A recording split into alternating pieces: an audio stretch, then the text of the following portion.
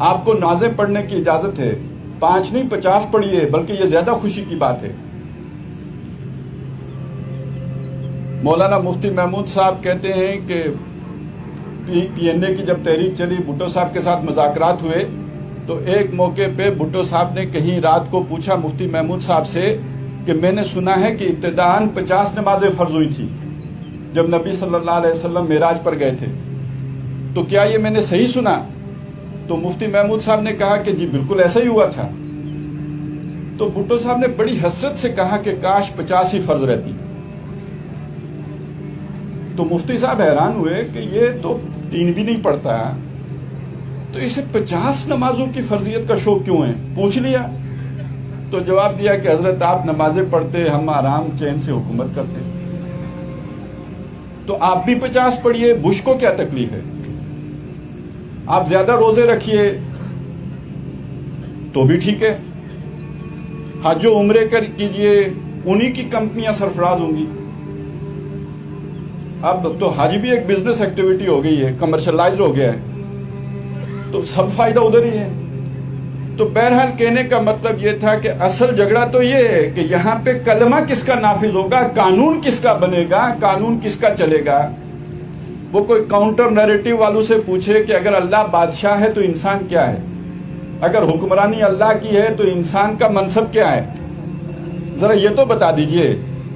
خلافت دینی اصطلاح ہے یا نہیں ہے وہ بعد میں دیکھیں گے، اگر بادشاہ اللہ ہے، حکمران وہ ہیں، تو انسان کے لیے پھر کیا منصب رہ جاتا ہے۔ تو بہرحال تقاضا یہ ہے کہ اگر اللہ کی بادشاہی کے خلاف بغاوت ہو چکی ہو تو اس بغاوت کو ختم کرنا، وہ لوگ جو اللہ سے اس عہد و پیمان سے جڑ گئے ہوں کہ انہوں نے اپنی جان و مال اللہ کو بیچ دی ہو، یہ اب ان کا ذمہ داری بنتی ہے کہ وہ ان لوگوں اپنی جان اور مال اللہ کی خاطر لگا کر اللہ کی رٹ دوبارہ زمین پر قائم کر دے، زمین کے اس علاقے پر قائم کر دے جہاں کسی نے بغاوت کر دی ہو۔ اور اگر پورے گلوب پہ بغاوت ہو، ظہر الفساد فی البر والبحر بما کسبت ایدی الناس، تو اس پورے گلوب سے اس بغاوت کو فروغ کرنے کے لیے جدوجہد کریں۔ برادران اسلام، اللہ تعالیٰ نے آپ پر جن عبادتوں کو فرض کیا ہے اور اسلام کا رکن قرار دیا ہے، وہ دوسرے مذہبوں کی عبادات کی طرح پوجا پاٹ اور نظر نیاز اور جاترا کی رسمیں نہیں ہیں کہ بس آپ ان کو ادا کر دیں اور اللہ تعالیٰ آپ سے خوش ہو جائے، بلکہ دراصل یہ ایک بڑے مقصد کے لیے آپ کو تیار کرنے اور ایک بڑے کام کے لیے آپ کی تربیت کرنے کی خاطر فرض کی گئی۔ اب آپ کو یہ سمجھنا چاہیے کہ وہ مقصد کیا ہے جس کے لیے یہ ساری تیاری ہے۔ مختصر الفاظ میں تو صرف اتنا کہہ دینا ہی کافی ہے کہ وہ مقصد انسان پر سے انسان کی حکومت ہٹا کر خدا واحد کی حکومت قائم کرنا ہے، اور اس مقصد کے لیے سر دھڑ کی بازی لگا دینے اور جان توڑ کوشش کرنے کا نام جہاد ہے، اور نماز، روزہ، حج، زکوٰۃ سب کے سب اسی کام کی تیاری کے لیے ہیں۔ لیکن چونکہ آپ لوگ ایک طویل مدت سے اس مقصد کو اور اس کام کو بھول چکے ہیں، اس لیے میں یہ ضروری سمجھتا ہوں کہ آپ کے سامنے اس مقصد کی تشریح کروں۔ دنیا میں آپ جتنی خرابیاں دیکھتے ہیں ان سب کی جڑ دراصل حکومت کی خرابی ہے۔ طاقت اور دولت حکومت کے ہاتھ میں ہوتی ہے، قانون حکومت بناتی ہے، پولیس اور فوج کا زور حکومت کے پاس ہوتا ہے، لہذا جو خرابی بھی لوگوں کی زندگی میں پھیلتی ہے وہ یا تو خود حکومت کی پھیلائی ہوئی ہوتی ہے یا اس کی مدد سے پھیلتی ہے۔ مثال کے طور پر آپ دیکھتے ہیں کہ زنا دھڑلے سے ہو رہا ہے، اس کی وجہ کیا ہے؟ وجہ اس کے سوا کچھ نہیں کہ حکومت کے اختیارات جن لوگوں کے ہاتھ میں ہیں ان کی نگاہ میں زنا کوئی جرم نہیں ہے، وہ خود اس کام کو کرتے ہیں اور دوسروں کو کرنے دیتے ہیں، ورنہ وہ اسے بند کرنا چاہیں تو یہ کام اس دھڑلے سے نہیں چل سکتا۔ آپ دیکھتے ہیں کہ سودخواری کا بازار خوب گرم ہو رہا ہے اور مالدار لوگ غریبوں کا خون چوسے چلے جاتے ہیں۔ یہ کیوں؟ صرف اس لیے کہ حکومت خود سود کھاتی ہے، سود کھلاتی ہے اور کھانے والوں کو مدد دیتی ہے، اور اس کی حمایت ہی کے بل پر یہ بڑے بڑے ساہوکارے اور بینک چل رہے ہیں۔ آپ دیکھتے ہیں کہ لوگوں میں بے حیائی اور بد اخلاقی روز بروز بڑھتی چلی جا رہی ہے۔ یہ کس لیے؟ محض اس لیے کہ حکومت نے لوگوں کی تعلیم و تربیت کا ایسا ہی انتظام کیا ہے اور اس کو اخلاق اور انسانیت کے وہی نمونے پسند ہیں جو آپ کو نظر آ رہے ہیں۔ کسی دوسرے طرز کی تعلیم و تربیت سے آپ کسی اور نمونے کے انسان تیار کرنا چاہیں تو ذرائع کہاں سے لائیں گے؟ اور تھوڑے بہت تیار کر بھی دیں تو وہ کھپیں گے کہاں؟ رزق کے دروازے اور کھپت کے میدان تو سارے کے سارے بگڑی ہوئی حکومت کے قبضے میں ہیں۔ آپ دیکھتے ہیں کہ دنیا میں بے حد و حساب خوریزی ہو رہی ہے۔ انسان کا علم اس کی تباہی کے لیے استعمال کیا جا رہا ہے۔ انسان کی محنت کے پھل آگ کی نظر کیے جا رہے ہیں اور بیش قیمت جانیں مٹی کے ٹھیکروں سے بھی زیادہ بے دردی کے ساتھ ضائع کی جا رہی ہے۔ یہ کس وجہ سے؟ صرف اس وجہ سے کہ آدم کی اولاد میں جو لوگ سب سے زیادہ شریر اور بد نفس تھے وہ دنیا کی قوموں کے رہنما اور اقتدار کی باغوں کے مالک ہیں۔ قوت ان کے ہاتھ میں ہے، اس لیے وہ دنیا کو جدھر چلا رہے ہیں اسی طرف دنیا چل رہی ہے۔ علم، دولت، محنت، جان، ہر چیز کا جو مصرف انہوں نے تجویز کیا ہے اسی میں ہر چیز صرف ہو رہی ہے۔ آپ دیکھتے ہیں کہ دنیا میں ہر طرف ظلم ہو رہا ہے، کمزور کے لیے کہیں انصاف نہیں، غریب کی زندگی دشوار ہے، عدالتیں بنیے کی دکان بنی ہوئی ہیں جہاں سے صرف روپے کے عوض ہی انصاف خریدا جا سکتا ہے۔ لوگوں سے بے حساب ٹیکس وصول کیے جاتے ہیں اور افسروں کی شاہانہ تنخواہوں پر، بڑی بڑی عمارتوں پر، لڑائی کے گولہ بارود پر اور ایسی ہی دوسری فضول خرچیوں پر اڑا دیے جاتے ہیں۔ ساہوکار، زمیندار، نواب اور رئیس، خطاب یافتہ اور خطاب کے امیدوار، عمائدین، گدی نشین، پیر اور مہنت، سینما کمپنیوں کے مالک، شراب کے تاجر، فحش کتابیں اور رسالے شائع کرنے والے، جوئے کا کاروبار چلانے والے اور ایسے ہی بہت سے لوگ خلق خدا کی جان، مال، عزت، اخلاق، ہر چیز کو تباہ کرنے پر تلے ہوئے اور کوئی ان کو روکنے والا نہیں۔ یہ سب کیوں ہو رہا ہے؟ صرف اس لیے کہ حکومت کی کل بگڑی ہوئی ہے۔ طاقت جن ہاتھوں میں ہے وہ خراب ہے، وہ خود بھی ظلم کرتے ہیں اور ظالموں کا ساتھ بھی دیتے ہیں، اور جو ظلم بھی ہوتا ہے اس وجہ سے ہوتا ہے کہ وہ اس کے ہونے کے خواہش مند یا کم از کم روادار ہیں۔ ان مثالوں سے یہ بات آپ کی سمجھ میں آ گئی ہوگی کہ حکومت کی خرابی تمام خرابیوں کی جڑ ہے اور سارا بگاڑ نتیجہ ہے اس ایک بات کا کہ اختیارات اور اقتدار کی کنجیاں غلط ہاتھوں میں ہیں۔ یہ بات جب آپ کے ذہن نشین ہو گئی تو یہ سمجھنا آپ کے لیے آسان ہے کہ خلق خدا کی اصلاح کرنے اور لوگوں کو تباہی کے راستوں سے بچا کر فلاح اور سعادت کے راستے پر لانے کے لیے اس کے سوا کوئی چارہ نہیں ہے کہ حکومت کے بگاڑ کو درست کیا جائے۔ معمولی عقل کا آدمی بھی اس بات کو سمجھ سکتا ہے کہ جہاں لوگوں کو زنا کی آزادی حاصل ہو وہاں زنا کے خلاف خواہ کتنا ہی باز کیا جائے زنا کا بند ہونا محال ہے۔ شراب، جوا، سود، رشوت، فحش تماشے، بے حیائی کے لباس، بد اخلاق بنانے والی تعلیم اور ایسی ہی دوسری چیزیں اگر آپ واضحوں سے دور کرنا چاہیں تو کامیابی ناممکن ہے۔ جو لوگ خلق خدا کو لوٹتے اور اخلاق کو تباہ کرتے ہیں ان کو آپ محض پند و نصیحت سے چاہیں کہ اپنے فائدوں سے ہاتھ دھو لیں تو یہ کسی طرح ممکن نہیں۔ ہاں، اقتدار ہاتھ میں لے کر آپ بزور ان کا خاتمہ کر دیں تو ساری خرابیوں کا انسداد ہو سکتا ہے۔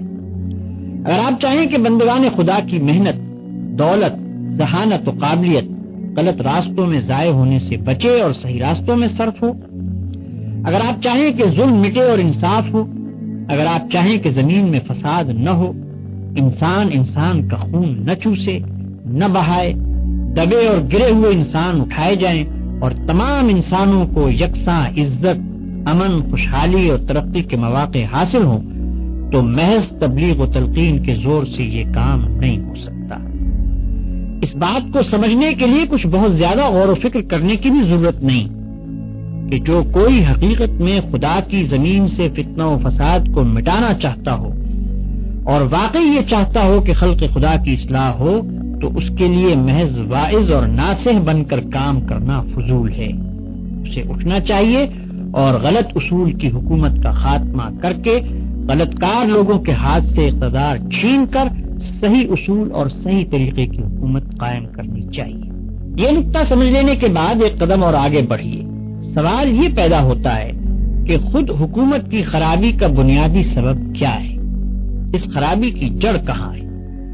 اس کا جواب یہ ہے کہ خرابی کی جڑ دراصل انسان پر انسان کی حکومت ہے، اور اصلاح کی کوئی صورت اس کے سوا نہیں ہے کہ انسان پر خدا کی حکومت ہو۔ اتنے بڑے سوال کا اتنا مختصر سا جواب سن کر آپ تعجب نہ کریں۔ اس سوال کی تحقیق میں جتنا کھوج آپ لگائیں گے یہی جواب آپ کو ملے گا۔ ذرا غور تو کیجئے، یہ زمین جس پر آپ رہتے ہیں یہ خدا کی بنائی ہوئی ہے یا کسی اور کی؟ یہ انسان جو زمین پر بستے ہیں ان کو خدا نے پیدا کیا ہے یا کسی اور نے؟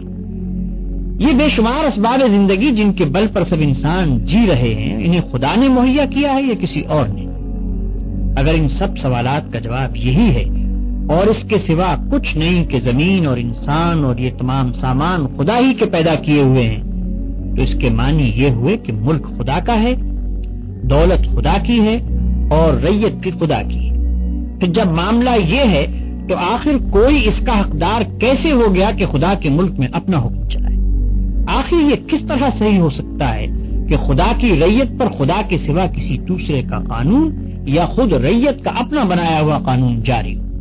ملک کسی کا ہو اور حکم دوسرے کا چلے، ملکیت کسی کی ہو اور مالک کوئی دوسرا بن جائے، رعیت کسی کی ہو اور اس پر فرمانروائی دوسرا کرے، یہ بات آپ کی عقل کیسے قبول کر سکتی ہے؟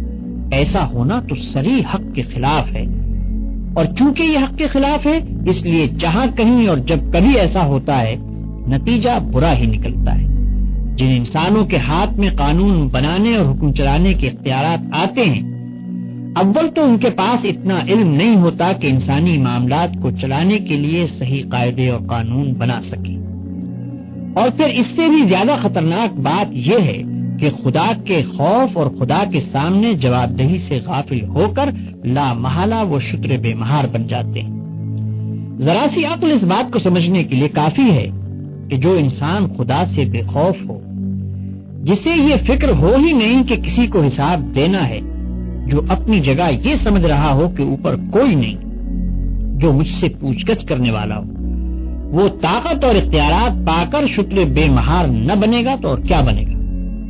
کیا آپ سمجھتے ہیں کہ ایسے شخص کے ہاتھ میں جب لوگوں کے رزق کی کنجیاں ہوں، جب لوگوں کی جانیں اور ان کے مال اس کی مٹھی میں ہوں، جب ہزاروں لاکھوں سر اس کے حکم کے آگے جھک رہے ہوں، تو کیا وہ راستی اور انصاف پر قائم رہ جائے گا؟ کیا آپ توقع کرتے ہیں کہ وہ خزانوں کا امین ثابت ہوگا؟ کیا آپ امید رکھتے ہیں کہ وہ حق مارنے، حرام کھانے اور بندگان خدا کو اپنی خواہشات کا غلام بنانے سے باز رہے گا؟ کیا آپ کے نزدیک یہ ممکن ہے کہ ایسا شخص خود بھی سیدھے راستے پر چلے اور دوسروں کو بھی سیدھا چلائے؟ ہرگز نہیں، ہرگز نہیں۔ ایسا ہونا عقل کے خلاف ہے۔ ہزارہا برس کا تجربہ اس کے خلاف شہادت دیتا ہے۔ آج اپنی آنکھوں سے آپ خود دیکھ رہے ہیں کہ جو لوگ خدا سے بے خوف اور آخرت کی جواب دہی سے غافل ہیں وہ اختیارات پا کر کس قدر ظالم، خائن اور بدراہ ہو جاتے ہیں۔ لہذا حکومت کی بنیاد میں جس اصلاح کی ضرورت ہے وہ یہ ہے کہ انسان پر انسان کی حکومت نہ ہو بلکہ خدا کی حکومت ہو۔ اس حکومت کو چلانے والے خود مالک الملک نہ بنے بلکہ خدا کو بادشاہ تسلیم کر کے اس کے نائب اور امین کی حیثیت سے کام کریں، اور یہ سمجھتے ہوئے اپنے فرائض انجام دیں کہ آخر کار اس امانت کا حساب اس بادشاہ کو دینا ہے جو کھلے اور چھپے کا جاننے والا ہے۔ قانون اس خدا کی ہدایت پر مبنی ہو جو تمام حقیقتوں کا علم رکھتا ہے اور دانائی کا سرچشمہ ہے۔ اس قانون کو بدلنے یا اس میں ترمیم و تنسیخ کرنے کے اختیارات کسی کو نہ ہو، تاکہ وہ انسانوں کی جہالت یا خود غرضی اور ناروا خواہشات کے دخل پا جانے سے بگڑ نہ جائے۔ یہی وہ بنیادی اصلاح ہے جس کو اسلام جاری کرنا چاہتا ہے۔ جو لوگ خدا کو اپنا بادشاہ تسلیم کر لیں اور اس قانون پر جو خدا نے اپنے نبی صلی اللہ علیہ وسلم کے ذریعے سے بھیجا ہے ایمان لے آئیں، ان سے اسلام یہ مطالبہ کرتا ہے کہ وہ اپنے بادشاہ کے ملک میں اس کا قانون جاری کرنے کے لیے اٹھیں۔ اس کی رعیت میں سے جو لوگ باغی ہو گئے ہیں اور خود مالک الملک بن بیٹھے ہیں ان کا زور توڑ دیں اور اللہ کی رعیت کو دوسروں کی رعیت بننے سے بچائیں۔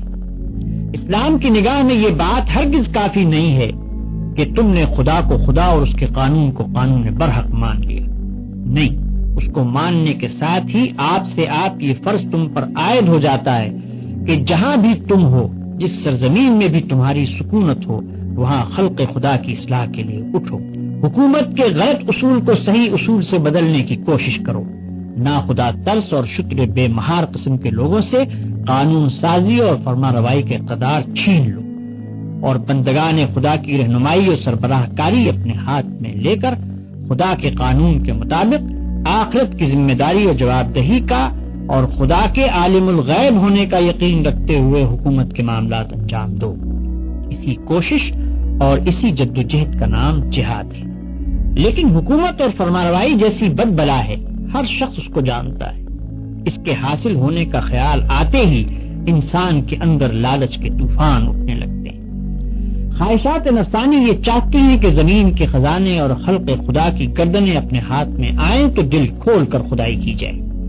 حکومت کے اختیارات پر قبضہ کر لینا اتنا مشکل نہیں جتنا ان اختیارات کے ہاتھ آ جانے کے بعد خدا بننے سے بچنا اور بندہ خدا بن کر کام کرنا مشکل ہے۔ پھر بھلا فائدہ ہی کیا ہوا اگر فرعون کو ہٹا کر تم خود فرعون بن گئے؟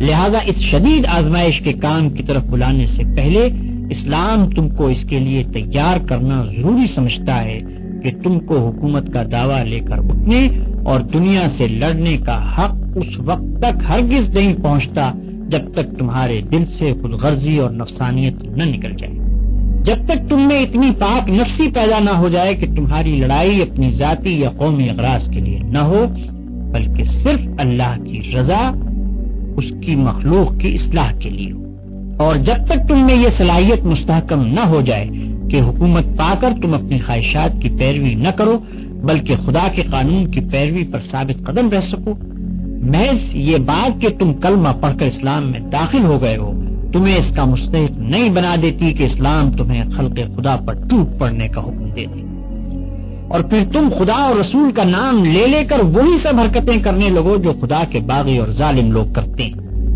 قبل اس کے کہ اتنی بڑی ذمہ داریوں کا بوجھ اٹھانے کے لیے تم کو حکم دیا جائے، اسلام یہ ضروری سمجھتا ہے کہ تم میں وہ طاقت پیدا کی جائے جس سے تم اس بوجھ کو سہار سکو۔ یہ نماز اور روزہ اور یہ زکوٰۃ اور حج دراصل اسی تیاری اور تربیت کے لیے ہے۔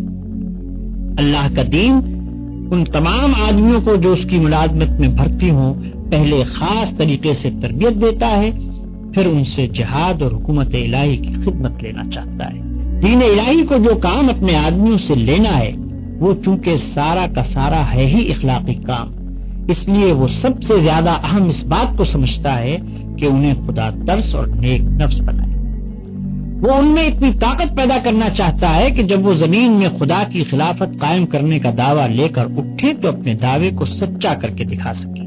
وہ لڑیں تو اس لیے نہ لڑیں کہ انہیں خود اپنے واسطے مال و دولت اور زمین درکار ہے، بلکہ ان کے عمل سے ثابت ہو جائے کہ ان کی لڑائی خالص خدا کی رضا کے لیے ہے اور اس کے بندوں کی فلاح و بہبود کے لیے ہے۔ وہ فتح پائیں تو متکبر اور سرکش نہ ہوں بلکہ ان کے سر خدا کے آگے جھکے رہیں۔ وہ حاکم بنیں تو لوگوں کو اپنا غلام نہ بنائیں بلکہ خود بھی خدا کے غلام بن کر رہیں اور دوسروں کو بھی خدا کے سوا کسی کا غلام نہ رہنے دیں۔ وہ زمین کے خزانوں پر قابض ہوں تو اپنی یا اپنے خاندان والوں یا اپنی قوم کے لوگوں کی جیبیں نہ بھرنے لگیں بلکہ خدا کے رزق کو اس کے بندوں پر انصاف کے ساتھ تقسیم کریں، اور ایک سچے امانت دار کی طرح یہ سمجھتے ہوئے کام کریں کہ کوئی آنکھ ہمیں ہر حال میں دیکھ رہی ہے اور اوپر کوئی ہے جسے ہم کو ایک ایک پائی کا حساب دینا ہے۔ اس تربیت کے لیے ان عبادتوں کے سوا اور کوئی دوسرا طریقہ ممکن ہی نہیں، اور جب اسلام اس طرح اپنے آدمیوں کو تیار کر لیتا ہے تب وہ ان سے کہتا ہے کہ ہاں اب تم روئے زمین پر خدا کے سب سے زیادہ صالح بندے ہو، لہذا آگے بڑھو، لڑ کر خدا کے باغیوں کو حکومت سے بے دخل کر دو اور خلافت کے اختیارات اپنے ہاتھ میں لے لو۔ قرآن میں ارشاد ہوتا ہے کنتم خیر امۃ اخرجت للناس تأمرون بالمعروف وتنہون عن المنکر وتؤمنون باللہ، دنیا میں وہ بہترین گروہ تم ہو جسے انسانوں کی ہدایت و اصلاح کے لیے میدان میں لایا گیا ہے۔ تم نیکی کا حکم دیتے ہو، بدی سے روکتے ہو اور اللہ پر ایمان رکھتے ہو۔ بھائیوں، مجھے امید ہے کہ تم نے اچھی طرح سمجھ لیا ہوگا کہ یہ نماز اور روزہ اور یہ حج اور زکوٰۃ کس غرض کے لیے۔ تم اب تک یہ سمجھتے رہے ہو کہ یہ عبادتیں محض پوجا پاٹ قسم کی چیزیں، تمہیں یہ بتایا ہی نہیں گیا کہ یہ ایک بڑی خدمت کی تیاری کے لیے۔ اسی وجہ سے اس کام کے لیے کبھی تیار ہونے کا خیال تک تمہارے دلوں میں نہ آئے، جس کے لیے دراصل ان عبادتوں کو فرض کیا گیا تھا۔ مگر اب میں تمہیں بتاتا ہوں کہ جس دل میں جہاد کی نیت نہ ہو اور جس کے پیش نظر جہاد کا مقصد نہ ہو، اس کی ساری عبادتیں بے معنی ہیں۔ ان بے معنی عبادت گزاریوں سے اگر تم گمان رکھتے ہو کہ خدا کا تقرب نصیب ہوتا ہے، تو خدا کے ہاں جا کر تم خود دیکھ لو گے کہ انہوں نے تم کو اس سے کتنا زیادہ قریب کیا۔ اور یہ سارے حالات دیکھ کر بھی کسی کے اندر کوئی حرکت نہ پیدا ہو، اس کے دل میں یہ خواہش انگڑائی نہ لے کہ میں اس نظام کو بدلنے کی جدوجہد کروں، تو سوائے افسوس کرنے کے کیا کیا جا سکتا ہے؟ مجھے کہنا پڑتا ہے، تلخ بات ہے، کہنی پڑتی ہے، اگر میرے اندر یہ خواہش نہیں پیدا ہوتی، آپ کے اندر نہیں پیدا ہوتی، تو شاید ہمیں کوئی تھپیڑا لگا نہیں۔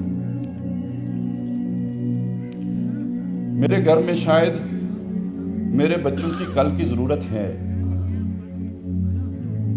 دودھ پیتے بچے کے فیڈر میں ابھی دودھ ہے، اس لیے مجھے احساس نہیں ہے۔ میرے گھر میں کوئی شاید ایسی بیماری میں مبتلا نہیں ہوا کہ جس کا علاج میرے بس سے باہر ہو۔ اور بات بھی کہہ دوں، میری بیٹی پہ، بہن پہ، بیوی پہ گلی کے بدماش کی ابھی نظر نہیں پڑی۔ اس ظالم معاشرے میں لوگوں کی عزتیں پامال ہوتی یا نہیں ہوتی؟ یہ روز جو آئے روز اغوا کے آپ سنتے ہیں، یہ سارے لوگ فوش تو نہیں ہوتے؟ کئی شریفوں کی پگڑی اچھل جاتی ہے یا نہیں اچھل جاتی؟ آپ کے کاروبار کو ابھی کسی بدماش کی نظر نہیں لگی، ابھی کوئی بھتہ لینے آپ کی دکان پہ نہیں آیا۔ اور یہ بھتہ خور صرف بدماش ہی نہیں ہے، ریاست بھی ہے۔ اس کے اہلکار ابھی ٹیکس لینے نہیں وارد ہوئے آپ کے یہاں، نہیں تو آپ کے دل میں بھی انقلاب کی آرزو پیدا ہو چکی ہوتی۔ تو آپ سوتے رہیے، آپ آرام کیجئے، آپ سکون سے رہیے، آپ چین کی بانسری بجاتے رہیے، آپ اللہ کی جو ضربیں لگاتے رہیے، اس لیے کہ ابھی کوئی بدماش آپ کے گھر نہیں آیا۔ جب آ جائے گا یہ فرسٹریشن آپ کے یہاں بھی نظر آئے گی، جب آ جائے گا تو آپ کے اندر بھی خواہش انگڑائی دے گی، کوئی اللہ والا آئے اس نظام کو بدلے۔ اور یہ اب مرنے والا ہے، ہم نے اس میں کوئی حصہ ڈالنا ہے یا نہیں ڈالنا، ہماری قسمت کا فیصلہ اس پہ ہے۔ سحر ہونے کو آئی ہے، ستارے ڈوب جائیں گے، وہ طوفان اٹھنے والا ہے، کنارے ڈوب جائیں گے۔ میری مانو چلو مجدار میں موجوں سے ٹکرا لیں، وگرنہ دیکھنا ساحل پہ سارے ڈوب جائیں گے۔ ہم نہیں کریں گے تو اللہ تعالیٰ نے تو ایک حرکت پیدا کر دی ہے، ہمارے گرد وہ سارے حالات بن چکے ہیں، نیا نظام انگڑائی لے رہا ہے، وہ اللہ کا عادلانہ نظام ہوگا۔ میرا اور آپ کا اس میں حصہ کتنا ہے؟ ہمارے بھائیوں کا حصہ کتنا ہے؟ ہم پاکستانیوں کا حصہ اس میں کتنا ہوگا؟ یہ ہماری قسمت ہے۔ اگر اللہ نے ہمیں کچھ سمجھنے کی توفیق دی ہے تو آج سے وہ جنون بھی تو پیدا کرنے کی کوشش کریں نا۔ کوشش نہیں کرتے، اللہ سے مانگے تو صحیح۔ اللہ نے اگر توفیق دیا رات کو کھڑا ہو کے عبادت کرنے کی، تو اس میں مانگنے کی چیز کیا ہے پھر؟ میرے مولا مجھے صاحب جنوں کر۔ اقول قولی ھذا واستغفر اللہ لی ولکم ولسائر المسلمین والمسلمات۔